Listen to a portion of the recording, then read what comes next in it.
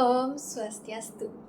Halo semuanya, perkenalkan nama saya Nikade Anggun Kartika Putri dari Program Studi Bisnis Digital dari kelas DAA dengan NIM 256120940032. Hari ini saya akan mempresentasikan apa saja ragam bahasa yang ada dalam bahasa persatuan kita, yaitu bahasa Indonesia. Mari.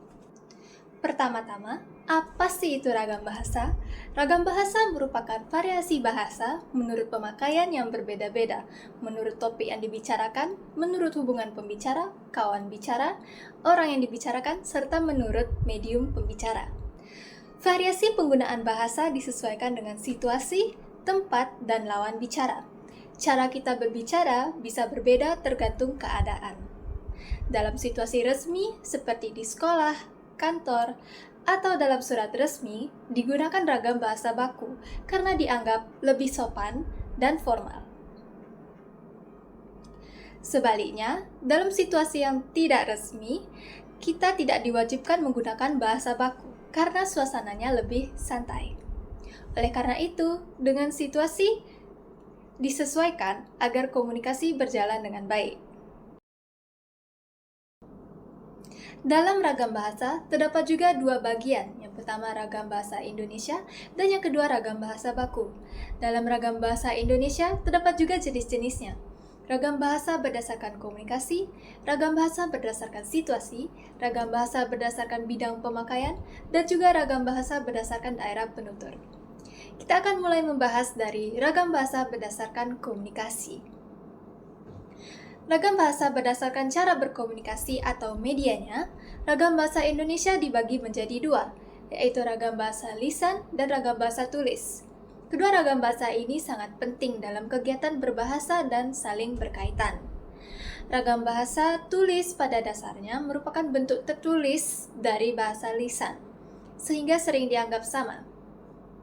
Namun sebenarnya ragam bahasa lisan dan tulis memiliki aturan atau kaidah yang berbeda, meskipun tetap memiliki beberapa kesamaan.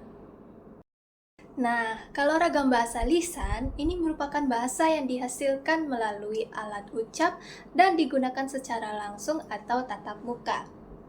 Karena digunakan secara langsung, ragam bahasa lisan sangat dipengaruhi oleh situasi, kondisi, dan waktu. Ragam bahasa lisan dapat bersifat standar, misalnya saat pidato, ceramah, atau berita di televisi. Selain itu, ada juga ragam bahasa lisan non-standar, seperti percakapan sehari-hari dengan teman atau di pasar. Walaupun ragam bahasa lisan dituliskan, bahasa tersebut tetap disebut sebagai ragam lisan karena berasal dari tuturan. Ciri-ciri ragam bahasa lisan antara lain: komunikasi terjadi secara langsung antara pembicara dan pendengar, tidak terikat pada ejaan bahasa Indonesia, kalimat yang digunakan cenderung pendek-pendek, singkat-singkat, terkadang kurang efektif juga, dan sangat bergantung pada situasi atau kondisi dari lawan bicara. Selanjutnya ada ragam bahasa tulis. Ragam bahasa tulis ini adalah ragam bahasa yang disampaikan melalui tulisan dengan huruf sebagai unsur dasarnya. Berbeda dengan ragam bahasa lisan, komunikasi dalam ragam bahasa tulis ini tidak terjadi secara langsung. Jadi penulis menuangkan gagasan atau ide ke dalam tulisannya sehingga penyusunan kalimat harus jelas agar tidak menimbulkan kesalahpahaman bagi pembaca. Ragam bahasa tulis tidak terlalu dipengaruhi oleh situasi saat penulisan karena digunakan dalam bentuk tulisan atau cetakan. Oleh karena itu, ragam bahasa tulis memiliki beberapa ciri-ciri, yaitu menggunakan bahasa yang santun dan sesuai kaidah, disusun secara efektif dan singkat, bersifat komunikasi satu arah, lalu menggunakan ejaan sesuai pedoman, serta memilih kosakata yang tepat dan sudah dibakukan agar makna yang disampaikan tidak menimbulkan perbedaan. Nah, di sini kita bisa lihat contoh dari perbedaan antara ragam bahasa lisan dan ragam bahasa tulis. Dalam ragam bahasa lisan dicontohkan seperti ini. Putri bilang, kita harus belajar. Lalu, ayah lagi baca koran. Yang ketiga, kita harus bikin karya tulis. Lalu dalam ragam bahasa tulis diperlihatkan perbedaannya. Putri mengatakan bahwa kita harus belajar. Ayah sedang membaca koran. Kita harus membuat karya tulis. Dapat dilihat bukan perbedaannya? Setelah kita membahas ragam bahasa berdasarkan komunikasi, sekarang kita akan lanjut membahas ragam bahasa berdasarkan situasi. Ragam bahasa berdasarkan situasi terdapat dua jenis, ragam bahasa resmi dan ragam bahasa tidak resmi. Dalam ragam bahasa resmi, ini merupakan ragam bahasa yang dipakai dalam suasana yang resmi, misal dalam surat dinas, dalam sidang pengadilan, dan sebagainya. Ciri-cirinya adalah digunakan dalam situasi resmi, nada bicara yang digunakan datar, cenderung datar, dan kalimat yang digunakan adalah kalimat lengkap. Kalau dalam ragam bahasa yang tidak resmi, ragam bahasa ini digunakan dalam suasana yang tidak resmi pastinya. Misalnya, dalam surat pribadi dan surat untuk keluarga atau yang lain. Contohnya dalam percakapan sehari-hari. Ciri-cirinya adalah digunakan dalam situasi yang tidak resmi dan sering menggunakan kalimat yang tidak lengkap. Setelah ragam bahasa berdasarkan situasi, terdapat juga ragam bahasa berdasarkan bidang pemakaian. Dalam kehidupan sehari-hari, kita sering membicarakan berbagai pokok persoalan. Setiap pokok persoalan tersebut biasanya menggunakan bahasa yang berbeda-beda. Perbedaan ini terjadi karena setiap bidang memiliki cara berbahasa sendiri. Misalnya, bahasa yang digunakan dalam bidang agama tertentu berbeda dengan bahasa dalam kedokteran, hukum, seni, olahraga, ekonomi, atau teknologi. Perbedaan bahasa berdasarkan bidang ini disebut laras bahasa. Laras bahasa terlihat dari pilihan kata dan istilah khusus yang digunakan. Contohnya, dalam bidang agama, kita mengenal kata masjid, gereja, dan wihara, dan lain-lain juga. Dalam kedokteran, ada istilah seperti hipertensi, anemia, dan lain sebagainya. Di bidang seni, sering digunakan kata maestro, improvisasi, dan kontemporer. Sementara itu, dalam bidang hukum, terdapat istilah pengacara dan terdakwa. Lalu dalam olahraga ada kata pemanasan, peregangan, dan wasit. Jadi, dapat disimpulkan bahwa setiap bidang memiliki laras bahasa sendiri agar komunikasi lebih tepat dan mudah dipahami sesuai dengan konteksnya. Setelah ragam bahasa berdasarkan bidang pemakaian, kita akan membahas ragam bahasa yang terakhir, yaitu ragam bahasa berdasarkan daerah penutur, atau bisa disebut dialek. Pengertian dialek mengacu kepada bagian dari suatu bahasa, maka pemakaian suatu dialek bisa dimengerti dialek yang lain. Dengan kata lain, ciri penting suatu dialek adalah adanya kesaling mengertian. Contohnya, ketika orang Jawa berbicara dengan orang Bali dengan menggunakan bahasa Indonesia, walaupun terdapat perbedaan dialek, maka baik orang Jawa maupun orang Bali akan mendapat memahami ucapan masing-masing.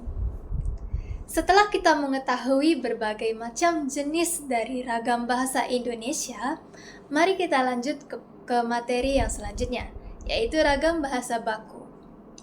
Para ahli berpengertian bahwa bahasa baku ini sebagai bentuk bahasa yang telah dikodifikasi, diterima, dan difungsikan sebagai model atau acuan oleh masyarakat secara luas. Baku berarti bahasa tersebut tidak dapat berubah setiap saat. Berdasarkan teori, bahasa baku merupakan bahasa pokok yang menjadi bahasa standar dan acuan yang digunakan sehari-hari dalam masyarakat. Tetapi, pada penggunaannya bahasa baku lebih sering digunakan pada saat proses belajar mengajar di dalam dunia pendidikan pada urusan resmi pekerjaan.